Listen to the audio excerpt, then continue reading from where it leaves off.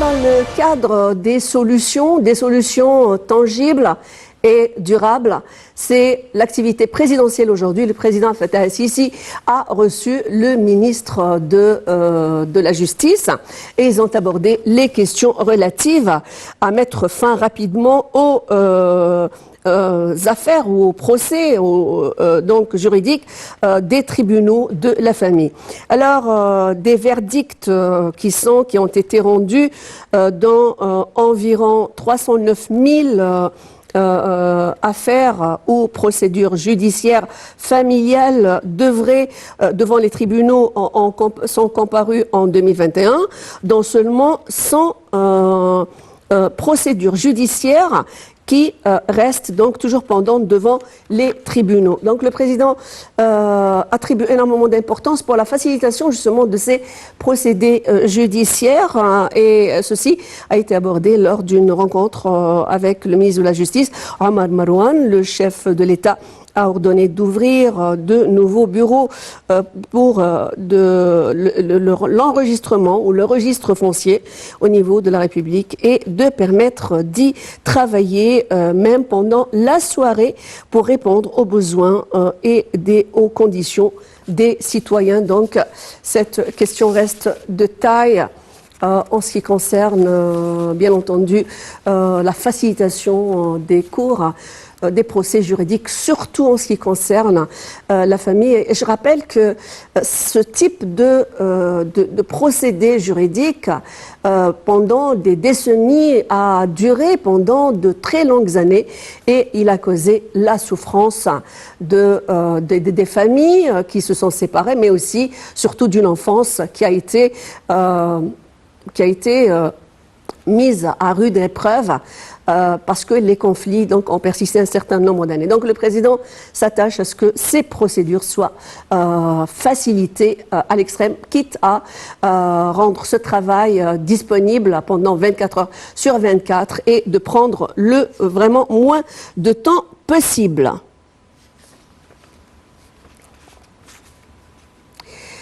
Et bien entendu, on revient à cette question de cette grosse journée des solutions aujourd'hui. Une activité également intense de la part des initiatives égyptiennes qui ont été présentées à Sharm el-Sheikh. Cette fois-ci, c'est le Premier ministre, Dr Mostafa Madbouli, qui a déclaré que l'Égypte avait réussi à accueillir ce sommet et à organiser cette 27e session de cette COP 27, qui est la COP, bien entendu, du déploiement de tous les arsenaux pour la rendre celle de l'exécution. Aujourd'hui, donc, cette COP a été appréciée sur le plan planétaire. C'était un succès. Tout de suite, on va se retrouver avec plus d'informations dans ce commentaire concernant les déclarations du Premier ministre, Dr Mostafa Madbouli. Le Premier ministre Mostafa Madbouli a déclaré que l'Égypte avait réussi à accueillir et à organiser la 27e session de la conférence des États parties à la Convention cadre des Nations Unies sur les changements climatiques, la COP27, au plus haut niveau d'après le témoignage du Monde. Il a indiqué que l'État, avec ses ministères et ses organes, avait fourni tous les éléments de succès et mis à disposition toutes ses capacités logistiques conformément aux directives du président Abdel Fattah el-Sisi, qui faisait périodiquement le suivi des détails des préparatifs pour accueillir cet événement et pour que Sharm el-Sheikh soit au meilleur de sa forme devant le monde entier. Le chef du gouvernement a fait ses déclarations lors de la réunion hebdomadaire du Conseil des ministres qui s'est tenue au siège du gouvernement dans la nouvelle capitale administrative pour examiner nombre de dossiers. Ce succès impressionnant a prouvé la capacité de l'État égyptien à organiser et à accueillir de grands événements internationaux. C'est une source de fierté pour tous les Égyptiens d'appartenir à ce grand pays, a dit M. Madbouli. Le Premier ministre a remercié tous les ministres et responsables des autorités compétentes pour leurs efforts considérables au cours des derniers mois afin d'organiser cet événement de cette merveilleuse manière et pour leur souci de faire de Sharm el-Sheikh la ville verte la plus belle et la plus intelligente. Le Premier ministre a adressé ses sincères remerciements aux forces armées qui ont fourni un grand effort pour la mise en œuvre de nombreux projets de développement et de services dans la ville de Sharm el-Cheikh. Il a aussi remercié le ministère de l'Intérieur et ses hommes pour avoir fait un gros effort pour répondre à toutes les exigences de sécurité et de sûreté pour les invités de l'Égypte, y compris les chefs d'État et de gouvernement, les personnalités internationales et tous les participants aux activités de la conférence venus de partout le monde. Dans le contexte de la COP27, le Premier ministre a évoqué les nombreux succès obtenus par l'État dans le cadre des activités de la conférence, qui se sont traduits par la signature de nombreux mémorandums d'entente et accords pour mettre en œuvre de nombreux projets dans le domaine de l'hydrogène vert et de l'énergie propre en particulier.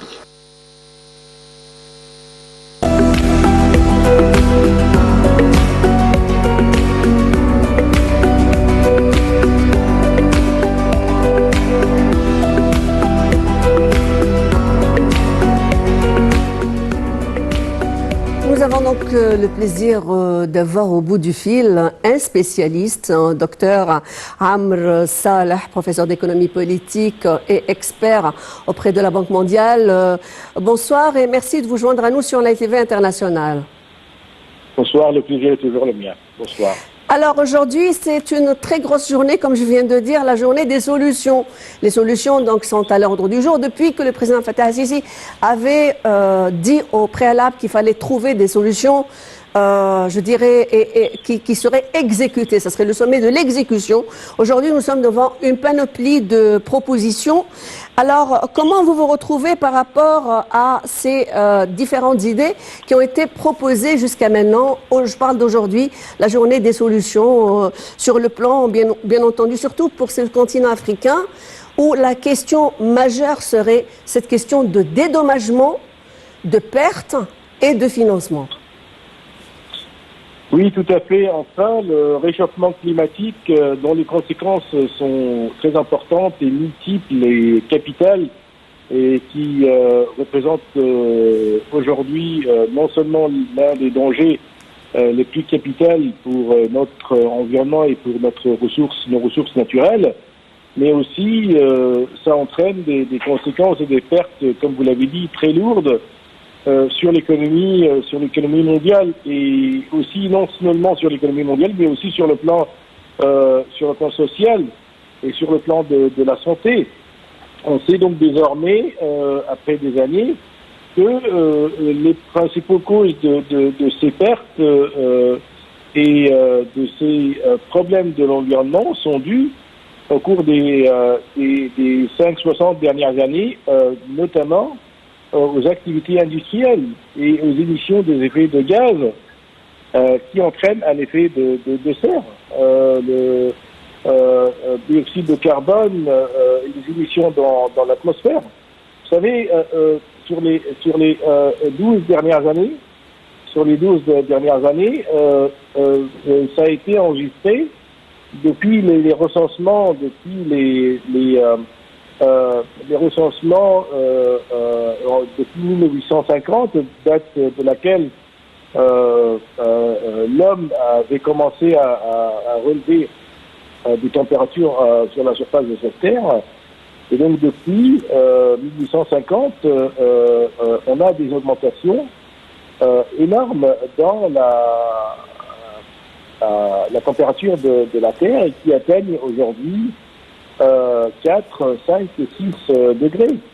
Et donc, vous savez que ces augmentations entraînent, de point de vue économique, ça entraîne une perte de 2 à 3% du PIB mondial.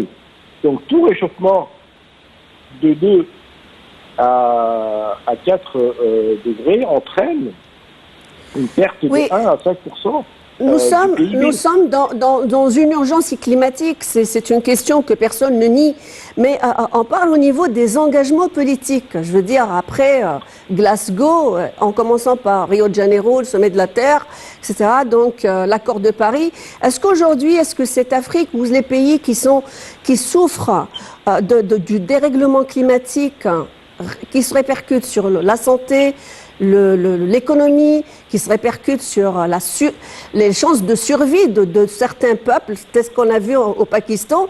Est-ce qu'il y a des dédommagements qui ont été entrepris et ont été donc validés par le G20 par exemple, par les pays les plus industrialisés et les plus pollueurs surtout, entre guillemets? Oui, tout à fait. Les pays les plus pollueurs, dont les États-Unis, vous savez que les États-Unis comptent un record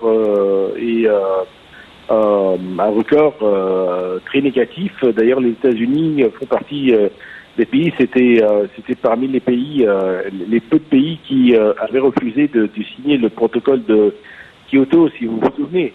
Les États-Unis qui refusent tout accord sur l'environnement, les États-Unis qui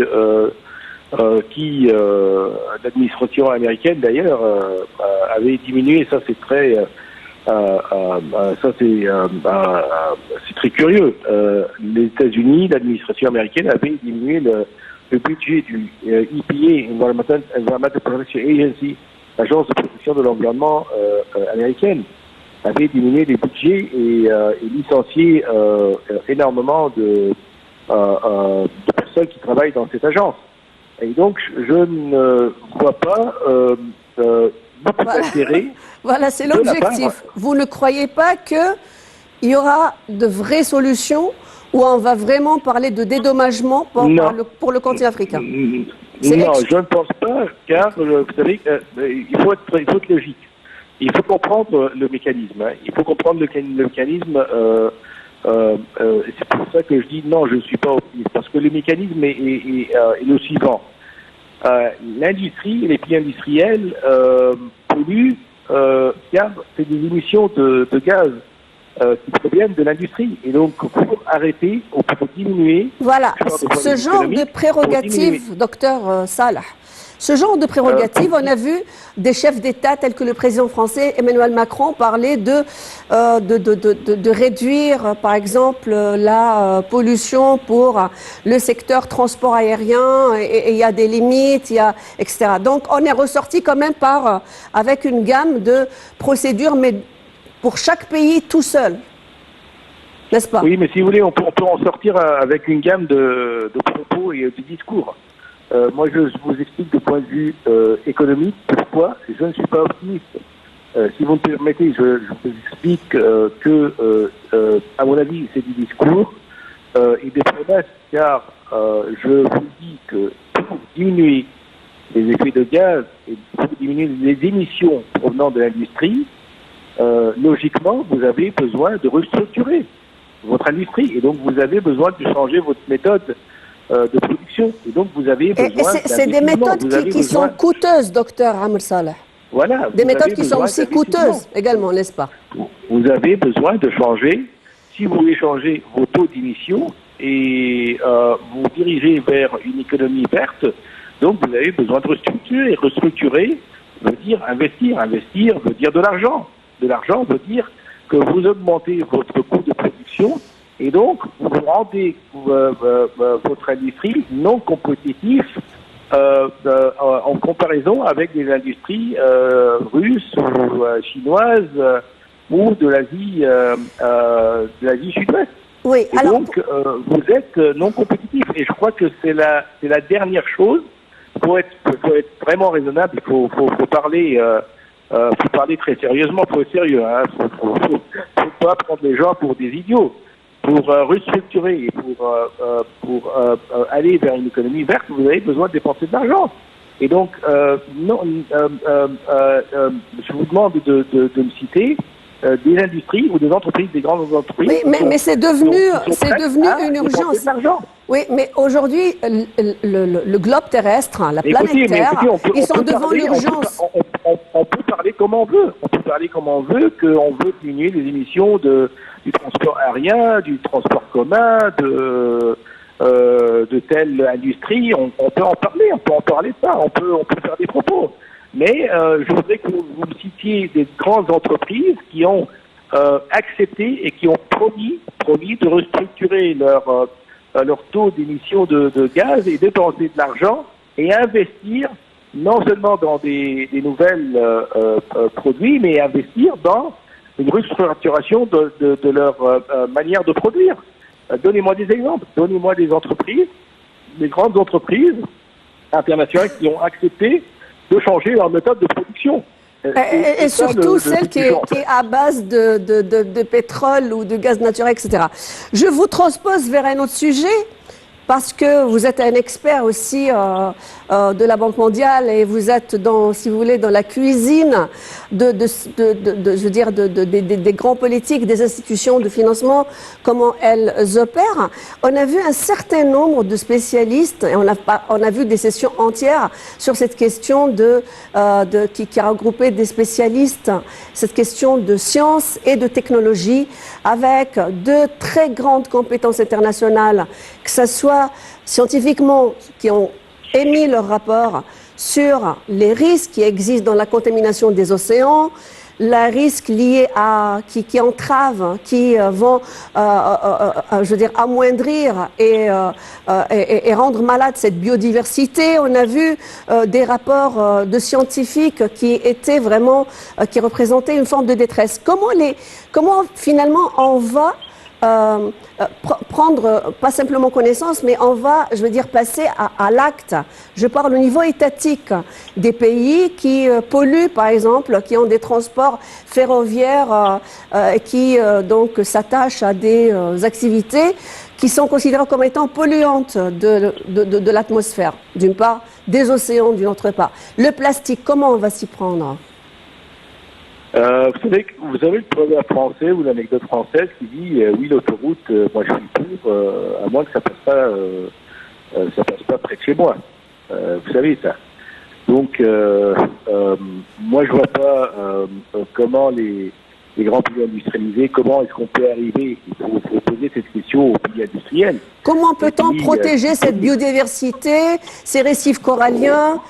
Protéger les océans et enlever ce plastique, ces tonnes de plastique, etc.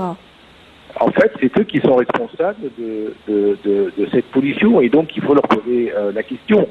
Et donc je ne vois pas de progrès dans les pays industrialisés. Oui, je crois que l'Europe a quand même fait plusieurs pas en avant. Faut peut-être demander cette question, se poser cette question à la Chine et aux États-Unis et surtout à l'Inde. Vous savez que la Chine et l'Inde aussi sont responsables d'à peu près 30%, 34% de la pollution sur cette terre. Les pays, les Chinois et les Indiens protestent car ils disent aux Américains, vous avez pris 200 ans pour faire un croissement et une croissance économique noir, donnez-nous 20, 30, 40 années. Donc les pays, même responsables, les grands pays responsables, industriels responsables de cette pollution ne sont pas d'accord sur des mesures communes. Oui. Alors, docteur Amr Salah, on va encore une fois sauter à un autre sujet d'une grande importance, la ville de Sharm el-Sheikh. C'est le profil même de la ville verte, de la ville amie avec l'écologie, qui est contre anti-pollution, avec bien entendu toute une panoplie de travaux qui ont été effectués. C'est considéré, comme a dit le Premier ministre aujourd'hui, comme étant une ville par excellence qui serait pour la préservation de l'écologie et donc qui est un exemple de l'action climatique, d'une action positive. Parlez-nous de l'Égypte et de toutes ces prérogatives qui ont été présentées par la République arabe d'Égypte et tous ces contrats qui ont été aussi mis à exécution avec surtout des pays de l'Europe. On parle de plusieurs pays, il y a l'Allemagne, il y a la Norvège, il y a la France, il y a d'autres pays qui vont donc vont investir dans des industries non polluantes sur le sol égyptien. Oui, tout à fait. Vous savez que le COP27 fait partie non seulement fait partie, mais c'est l'un des sommets sur l'environnement les plus réussis. Et d'ailleurs, c'est le second sommet le second COP, après celui de Glasgow, où on a vu un nombre énorme de participants. Je crois que si mes souvenirs sont bons, je crois qu'on a assisté à une participation de 33 000 participants, alors qu'à Glasgow, on a eu 35 000 participants. C'est quand même un sommet qui réussit, très réussi, avec la participation aussi de chefs d'État comme le président américain, par exemple, ou le Premier ministre britannique.